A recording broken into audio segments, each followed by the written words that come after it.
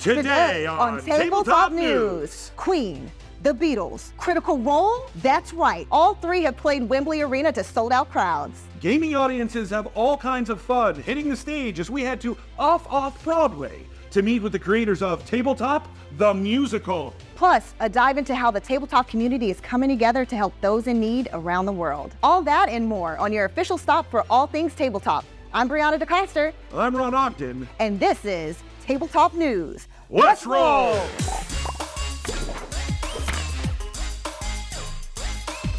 Let's start today with a look around the card game world. New rare cards from the Yu-Gi-Oh! 25th Anniversary Rarity Collection are being released November 3rd. The set celebrates a quarter century of the popular collectible card game with 79 all-foil cards. And this celebratory set includes 2 new levels of rarity that were previously only available in Japanese releases. These include the Prismatic Style Collector's Rare and the Prismatic Style Ultimate Rare. Wow. As Yu-Gi-Oh! Fans reflect on 25 years of dueling, Pokemon fans have an opportunity to look back on the Pokédex that started it all, with a re-release of some old favorites. The Pokemon TCG Scarlet and Violet 151 expansion brought back the original 151 Pokemon with stunning new artwork in mid-September. Ooh. Now, which of the original Pokemon was your favorite? I've always been a fan of Mew. Oh, so adorable and sweet. So cute. I'm gonna have to go with the answer that everyone gives, okay, and stick with my crowd and say Mr. Mime. Nobody likes Mr. Mime. I see what you did there. Look, if you get tired of catching Pokemon, you might try putting those skills to use catching Cryptids. Micro indie game publisher Cryptid Games has a brand new game coming down the line this winter. Court of Cryptids. Cryptid Games founder Rockerline Coleman says this is the fledgling game company's second release. It is a TCG-inspired party game with one or more players trying to trap a cryptid played by another player. Look for Court of Cryptids releasing in early 2024. You know, many of the games we play are inspired by the world of fantasy, so it's extra exciting when the inspiration finds its way into museums. Weyland Games, Europe's largest independent retailer for tabletop hobbies, is sponsoring an exhibit on fantasy at the British Library this winter. The exhibit is titled Fantasy, Realms of Imagination, and includes pieces from all across the wide breadth of fantasy, from Ursula K. Le Guin to J.R.R. Tolkien. The exhibit focuses on fantasy literature starting with the Epic of Gilgamesh and Beowulf, to Earthsea and the City We Became. But it even has clips from games such as Skyrim. You know, I used to be an adventurer before you took an arrow to the knee. Yep, that was my joke.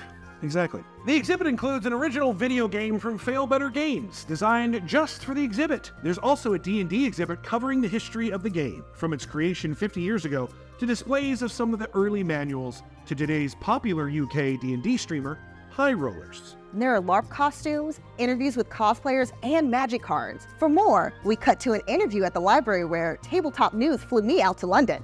Hey, Brianna, sorry, we don't have the budget for that. Girl had to try, okay? The exhibit runs through February 25th, 2024. We might not be able to take you to London, but we can take you to the Let Live Theater here in Hollywood, where you can check out Tabletop the Musical, a musical based on our favorite hobby. I am so in. Me too. We got a sneak peek of the award-winning show during the tech rehearsal for today's exciting Creators Corner. There's a certain thrill in a game of skill where each move is like steps to a dance. Tabletop the Musical is about everything I can possibly imagine. Trying to find a way to bring your real-world issues into a place where you can actually work on them productively, failing at it miserably and trying again, finding yourself through your own passions, and being true to what makes you be able to function and keep going through life even when it knocks you down. It's about everything in TTRPGs, meeting friendship, meeting real life and the fantasy world, how those two things collide, and the stories that we create with one another. This is not a show just for people who like musicals. This is not a show that's just for people who like TTRPGs. This is a show for people who like people and the relationships that you build with people. This is a show for people who are looking for themselves in the world, that are looking for people like them, that are looking for stories like them. Time is nigh, we are by your side, we'll fearlessly answer the call. I've always found musicals and theater productions to be the greatest form of storytelling. It just brings so many elements together. And then when I started playing tabletop role-playing games, I realized that was theater with your closest friends in a small environment with ridiculous rules and crazy things happening, and you get to create the story yourselves. Always loved TTRPGs. Played many of them over the years, basically since I was old enough to be able to understand them. But the music didn't follow too far behind. I've always loved music. I always knew I wanted to do something with music, and TTRPG seemed like the perfect fit. With a roll of the die, you can look Lady Luck in the eye. Don't betray me now. You only get one try. We are presenting Tabletop the Musical at the Actors Company in the Let Live Theater space. It's running November 3rd through the 19th, and you can get tickets at mbstage.com/tickets. Aaron, get off the table! Sorry! With the roll of the die.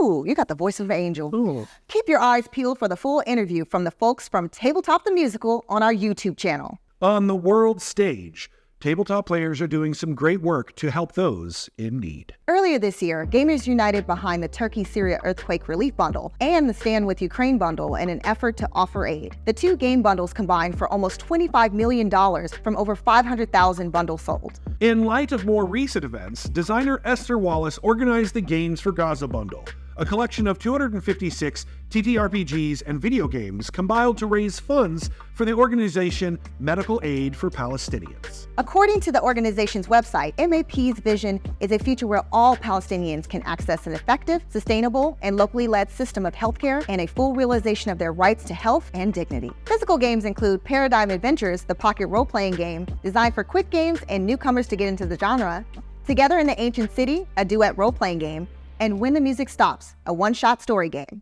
Next week in York, Pennsylvania, the Bodhana Group is hosting Save Against Fear, an annual TTRPG convention focused on supporting the use of TTRPGs in therapeutic settings. The Bodhana Group is a nonprofit that advocates for the use of tabletop gaming as a therapeutic and clinical practice.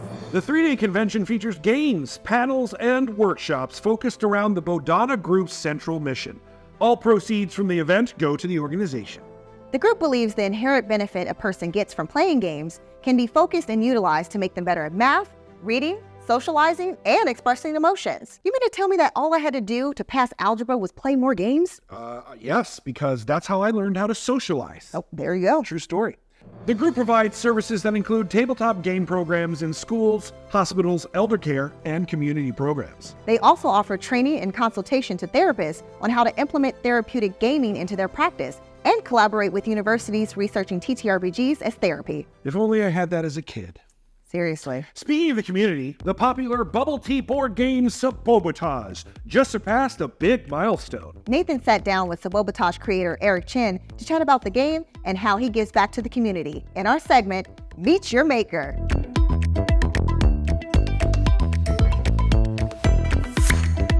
I'm Nathan Ondracek, sitting down with Eric Chen, creator of Sabobatage.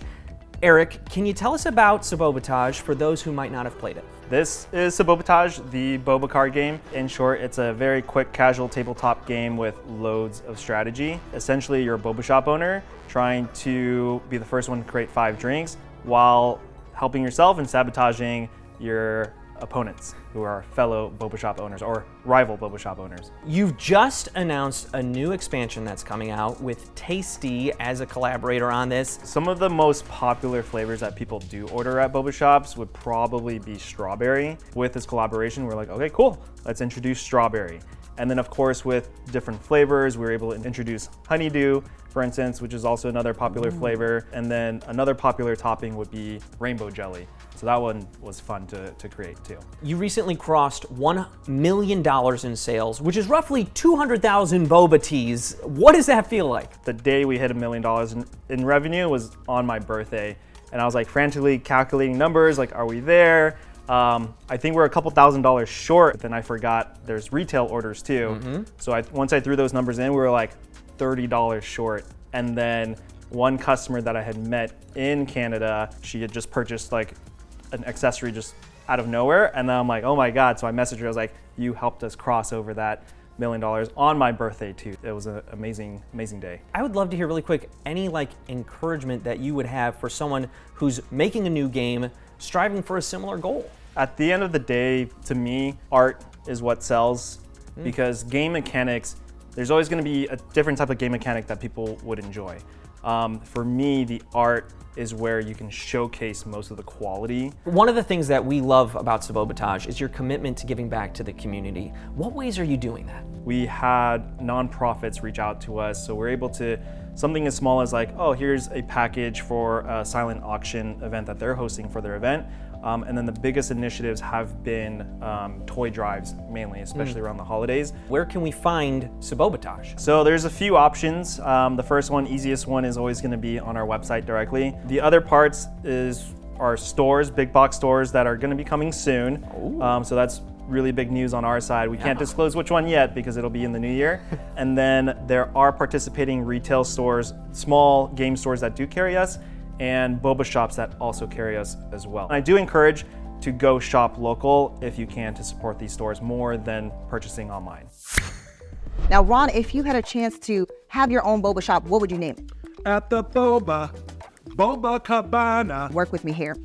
Boba's Gate, Descent to Deliciousness. You are tickling my Baldur's Gate 3 addiction, so I'm in. To catch the full interview with Eric Chen, check out our YouTube channel. In new awards news, that's a mouthful, Snowbride Studio is launching their first annual Non-Binary Tabletop Awards. The award program celebrates work that uplifts non-binary gender representation and advocacy in tabletop games. Nominations opened October 6th and will close on November 17th, with winners announced and profiled in the February 2024 edition of Cozy Companion magazine. Nominations may be made in the categories of advocacy, art, content creation, game design, and writing. Submissions will be evaluated based on their representation, support, and/or impact on the non-binary community. Individuals of any gender and organizations may be nominated so long as their work contributes to uplifting the non-binary community in tabletop games.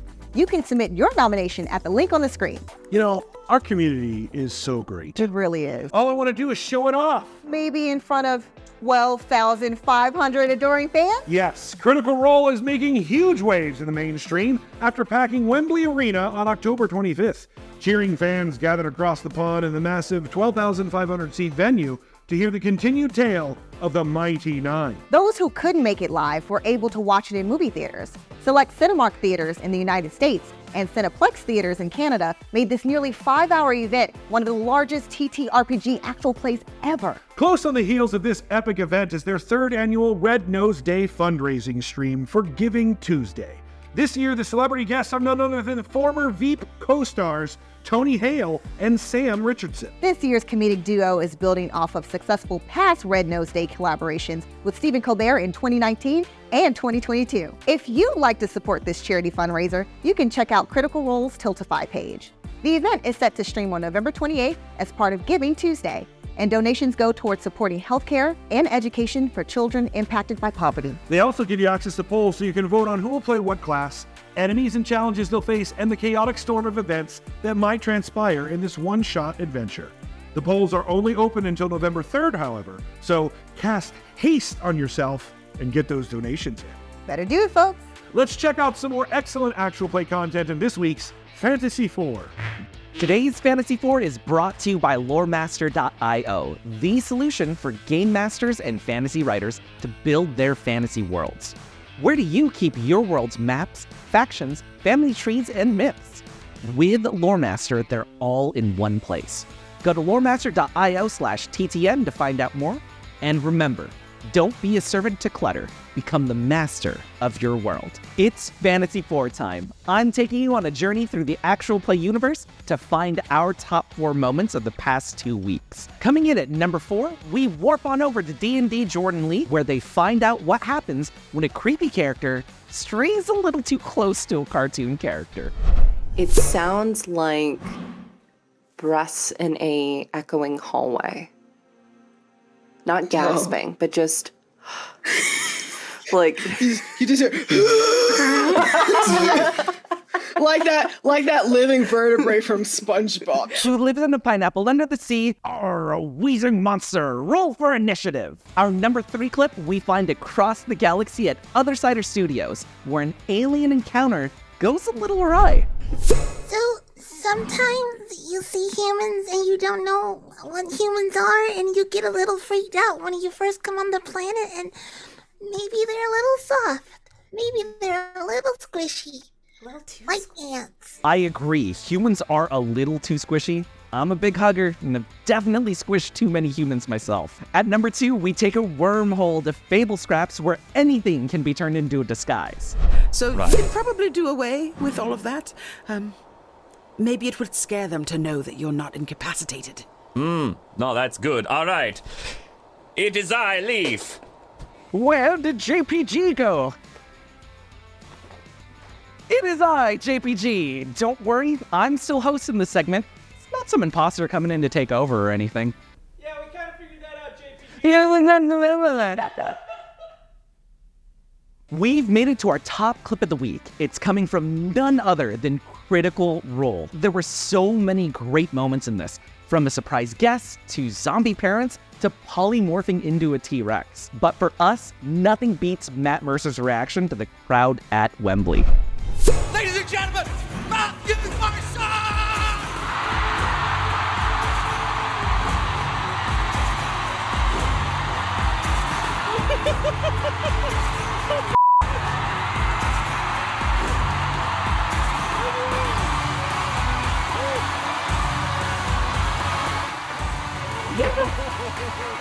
I could definitely get used to this. And those are your Fantasy 4 plays of the week. Want to see your favorite AP clips on the show? Send them to us on our website, Discord, or tag us on social media. Thank you to LoreMaster.io for sponsoring Fantasy 4.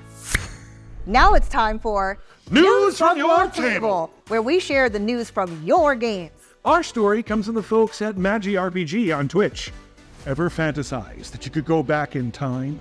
Well, that dream has come true for this table. At the end of their Wild Beyond the Witchlight campaign, adventurers Nissa and Dante freed the Archfey Zavilna from stasis. For their heroics, the two were granted one wish. Instead of wealth, power, or eternal life, Nissa and Dante wished to rewind time and undo all the traumatic events of their campaign. Nissa and Dante were in love, and this wish would also revert their relationship. Oh no! Oh no. But they sacrificed it all to earn a happily ever after. This wish also brought back their friend Morin, a druid who sacrificed her life to defeat the dreaded Jabberwock. With a new timeline, the gang at MagiRPG started a new adventure called Tales of Thunder. And that's the news from your table. We do this every week, so send us the news from your games using hashtag #NewsFromYourTable on the app formerly known as Twitter for a chance to be featured on our show. That's it for the news this week. Thanks for watching Tabletop News, your official stop for all things tabletop. Catch new episodes of Tabletop News Thursdays on YouTube. Don't forget to ring that bell, like, and subscribe. Let us know in the comments which story was your favorite this week, and let us know what you want to see on this show. I'm Ron. And I'm Brianna. See you next week.